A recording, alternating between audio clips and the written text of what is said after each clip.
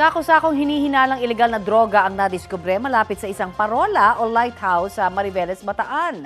Ayon sa mga otoridad, isang mangingisda ang nag-report ng kahina-hinalang mga sako na nakaipit sa mga bato sa baybayin ng barangay Sisiman. Nang siyasatin, aabot sa mahigit 100 kilo ng umano'y shabu. Ang laman ng 6 na sako. Tinatayang nasa mahigit 800 milyong piso ang halaga niyan. Patuloy ang investigasyon kung konektado ang mga ito sa mga naunang shabu na na-recover sa ilang mga baybayin ng gitna at hilagang Luzon.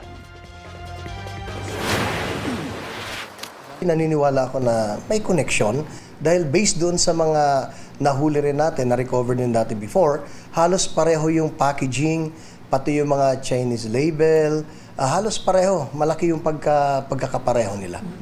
Posibleng baka nilagay ito and may kukuhang iba, or baka naman na recover niya, natakot or iniwan na lang doon.